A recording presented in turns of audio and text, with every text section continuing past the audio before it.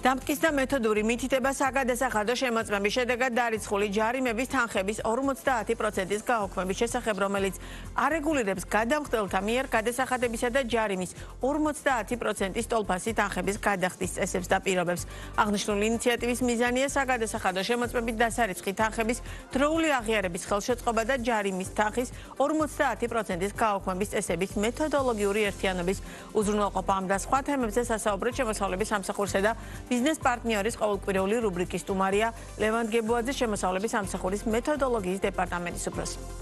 მოგესალმებით, ძალიან დიდი მადლობა გადაცემაში სტუმრობისთვის. ძალიან აქტუალურ თემაზე უნდა ვილაპარაკოთ, იმიტომ რომ ვიდრე ეს გადაცემა დაიგეგმებოდა, მე რამდენიმე ადამიანმა, რომელსაც გარკვეული შემხებლობა ჰქონდა ამ პროცესთან, მკითხა, რას ნიშნავდა ეს და როგორ შეიძლება დაუშვათ ამით ესარგებლა. ამიტომ თავდაპირველად რომ მაქსიმალურად განვმარტოთ, რაზეა საუბარი და მე უკვე ჩავშალოთ თითოეული ნაწილი. მოგესალმებით თქვენს ტელემაგურებელს. კი ბატონო, სწორედ ბრძანდებით მეთოდური მითითება ახალი დამტკიცებულია, თუმცა საგადასახადო კანონმდებლობაში ეს მუხლი მოქმედებს 2019 წლიდან და პრაქტიკაშიც გამოყენებული არის. რაც გულისხმობს ჯარიმების 50%-ის გაუქმება, ანუ პატიება. თუ გადასახადის გადამხდელი საგადასახადო კანონმდებლობით არის ესე დადგენილი, როგორც აღნიშნე 2019 წლიდან, გადაიხდის საგადასახადო მოთხოვნით დაკისრებული ძირითად თანხას, ანუ ძირითად გადასახადების ვალდებულება შეასრულებს 30 დღის ვადაში, ასევე ჯარიმის 50%-ს 30 დღის ვადაში ასევე დაფარავს, მას ჯარიმის 50% გაუქმდება, ანუ ეპატიება. რა ზოგადი პრინციპები იქნება განსაზღვრული ამ გადაწყვეტილების მიღებისას? დიახ, თქვენ სწორედ ბრძანდებით, პრინციპები არის ძალიან მნიშვნელოვანი და რატო გახდა საჭირო მეთოდური მითითების შემოღება. პრაქტიკამ გვიჩვენა, რომ არის რაღაც საკითხები, რომელზეც არა ერთგვაროვანი ინტერპრეტაცია ჰქონდა როგორც გადასახადის განამხდელის მხრიდან, ასევე აღქმული იყო საგადასახადო ადმინისტრაციის მხრიდან. მეთოდური მითითება ზოგადად მოგეხსენებათ, რომ არეგულირებს ზოგადად ამ პრინციპებს და რა დაკონკრეტდა ამით. დაკონკრეტდა ის, რომ ეს ეხება ნებისმიერ არა მარტო გადასახადს, არამედ საგადასახადო ადმინისტრაციის მიერ ადმინისტრებად მოსაკრებლებსაც კი, თუ იქნება შემოწმებული გადასახადის განამხდელი მოსაკრებლების ნაწილში, იმაზეც გავრცელდება. გავრცელდება მიუხედავად იმისა, ძირითადი თანხა ვალდებულება არის დაკისრებული თუ არა.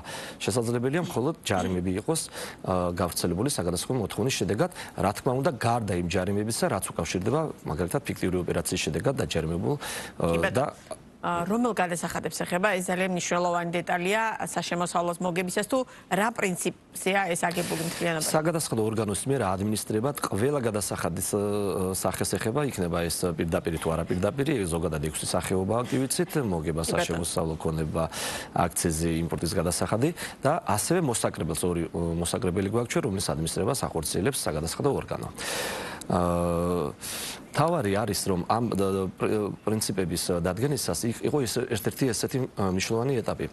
როდესაც მოგეხსენებათ კანონმდებლობა განმარტავს, რომ 30 დღის ვადაში უნდა იყოს გადახდელი აღიარებული და გადახდელი გადასახადი. იყო შემთხვევები პრაქტიკაში და არაერთი, როდესაც ბოლო 21 დღეს იხდიდნენ გადასახადს. კი ვიცით ყველამ, რომ სამუშაო საათების შემდეგ ხაზინა აღარ აგზავნის მონაცემებს ხო ბიუჯეტში. ამიტომ 21 დღეს, როდესაც ირიცხებოდა თანხები, ის მოხდებოდა თუ ის დაემთხოვოდა თლად არასკევ დღეს მაგალითად ხდებოდა ორშაბათს, ხო მესამე დღეს. და იყო რაზროვნება და ამიტომ ჩვენ განმარტეთ, რომ თუ გადამხდელმა 21 დღეს შეიტანა მიუხედავად იმისა, რომ ბიუჯეტში შემოვიდა შემდგომ სამუშაო დღეს, ამაზეც გავრცელდება ეს მეთოდური მითითება. კი ბატონო, კიდევ ერთი ძალიან მნიშვნელოვანი ნაწილი. ჯარიმის გაუქმება ეხება კონკრეტულ საგადასახადო შემოწმების შემთხვევას, თუ ის ვრცელდება ადრე არსებულ დავალიანებას. კონკრეტულ საგადასახადო შემოწმებას ეხება მიმდინარე საგადასახადო შემოწმების ფარგლებში მოთხოვნის ჩაბარებიდან 30 დღის ვადაში თუ გადამხდელი აღიარებს დარიცხვას და 30 დღის ვადაში გადაიხდის კუთვნილ გადასახადს. ანუ ეს არ ეხება სხვა ვალდებულებებს, შემოწმების მიღმა ვალდებულებებს არ ეხება. როგორ ხდება ჯარიმი ამ თანხის გაუქმება და დაუშვათ განაცხადი უნდა წარადგინონ თუ პროცედურები როგორია? რა თქმა უნდა, მეთოდური მითითება არეგულირებს პროცედურებს, როგორც გადასახადის განამხდელის მხრიდან რომ უნდა შემოიტანოს განცხადება აღიარებაზე და ჯარიმის მოთხოვნით, რომ მოითხოვოს 50%-იანი ჯარიმის გაუქმება, ასევე საგადასახადო ადმინისტრაციის მხრიდან ადგენს ვადას, 5 დღეში უნდა შეადგინოს დასკვნა, შემდგომ 5 დღეში უნდა გაფორმდეს ეს გადაწყვეტილება და აისახოს გადასახადის განამხდელის პირადი აღრიცხვის ბარათზე. კი ბატონო, ჯარიმების თანხის 50%-ის გაუქმება მთლიანობაში რა შეღავათის მიმცემია ბიზნესისთვის, რომ კიდევ ერთხელ რომ განუმარტოთ, რატოა ეს მნიშვნელოვანი? კი ბატონო, ნახეთ, ეს არის ბიზნესის მხრიდან, გადასახადის განამხნელის მხრიდან არჩევანი, შესაძლებლობა და არა იმპერატიული ვალდებულება, რომ ისარგებლოს ჯარიმის 50%-იანი გაუქმებით. გადასახადის განამხნელს აქვს უფლება გაასაჩივროს გადაწყვეტილება, ხო, ზოგადად და არც არავინ არ უზღუდავს, როგორც გადასახადო ორგანოს სისტემაში, ასევე სასამართლოში გააგრძელოს დავა, თუ არ იქნება დაკმაყოფილებული ჩვენი შიდა გადაწყვეტილებით, გულისხმობ ფინანსთა სამინისტროს სისტემაში დავების პროცესით. ეს არის დამატებითი შესაძლებლობა. როდესაც გადასახადის განამხნელმა იცის, რომ დავას აზრი არ აქვს, მას გადასახადის შემცირებული ოდენობით ჰქონდა დეკლარირებული და აქ არაფერი არ არის სადაო.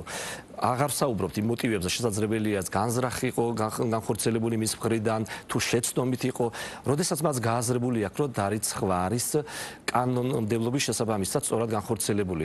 მისთვის არის დამატებითი ბერკეტი შესაძლებლობა იმისათვის, რომ 30 დღეში აღიაროს ეს ვალდებულება, შეასრულოს გადახდის ვალდებულება ძირითადი თანხის სრული ოდენობით და ჯარიმის 50%-ის ოდენობით და შეიმციროს დანარჩენი 50%. პრაქტიკაში ჩვენ ვხედავთ, რომ ყოველწლიურად ამას აქვს აქტიური გამოყენება. ბოლო 2 წელიწადი რო ავიღოთ 320-მდე გადასახადის გადამხდელმა ისარგებლა წელიწადი და 8 თვის მონაცემებით ამ შესაძლებლობით 15 მილიონამდე მოხდა ესეთი ვალდებულებების აღიარება, 3 მილიონი ჯარიმის გაუქმება განხორციელდა. რას აძლევს ეს გადასახადის განამხნელს? ეს უზოგავს ხარჯს, დამატების ხარჯს, გნებავთ ადმინისტრაციულს, გნებავთ ფინანსურს, იმიტომ რომ დავას, მათ შორის სასამართლო დავას ჭირდება დამატებითი რესურსი და ასე შემდეგ და ჩვენ მოგეხსენებათ გადასახადის განამხნელებისათვის შევქმნით ინფოჰაბი, საინფორმაციო მასალა. გადასახადის განამხნელს შეუძლია იხილოს დავების გადაწყვეტილებები, როგორც საგადასახადო ადმინისტრაციის შიგნით, ასევე სასამართლოში მიმდინარე დავებზე რა გადაწყვეტილებები იქნო. მას ადვილას შეუძლია განჭორეტოს, აქვს ამ დავას პერსპექტივა თუ არა აქვს.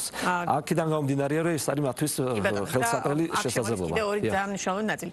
თუ დავა აქვს ამა თუ იმ გადასახადის გადამხდელს, ასეთ შემთხვევაში რა ხდება? მას შეუძლია თქვენ ახლა რაც ახსენეთ, რომ პირდაპირ ისარგებლოს ამ პრინციპით, თუ დაუშვათ კვლავაც გააგრძელოს და თუ ეს დავა სასამართლოში, აი როგორ თანხმედრაში როგორ არის ერთმანეთთან ეს ნაწილიც რომ განუმარტოთ. თუ გადამხდელი ირჩევს, რომ მან უნდა გაასაჩივროს გნებავთ საგადასახადო ადმინისტრაციის სისტემაში გნებავთ სასამართლოში, მაშინ ამ შესაძლებლობით ვეღარ სარგებლობს, იმიტომ რომ კანონის იმპერატიული მოთხოვნა არის, რომ მან 30 დღეში უნდა აღიაროს და გადაიხადოს. და მნიშვნელოვანია ამის გათვალისწინება. რა თქმა უნდა.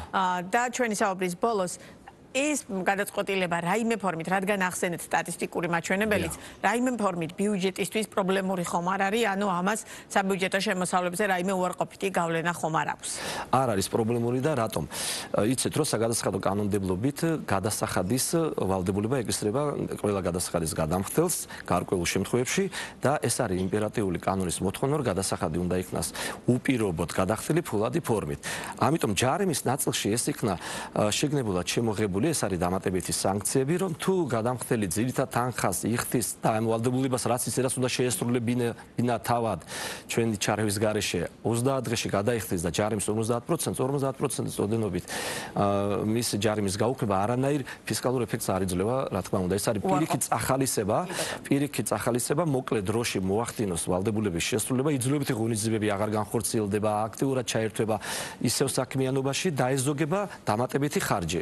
ამიტომ ამ კუთხით უფრო დიდი ეფექტი აქვს იმას, რომ მან შეასრულოს ვალდებულება გააგრძელოს ეკონომიკური საქმიანობა. დაამნიშნულოვანი პროცედურაა და კარგია რომ ამაზე დაუშვათ საუბრობთ და ბიზნეს აქვს შესაძლებლობა რომ აი ამ კონკრეტული შესაძლებლობით ისარგებლოს და თუ რაიმე კითხვა აქვს, ბუნებრივია შემოსავლების სამსახური მზად ხართ ამ კითხვებზე უპასუხოთ. ძალიან დიდი მადლობა ლევან გებელაძე იყო ბიზნეს პარტნიორის პირდაპირ ეთერის სტუმარი.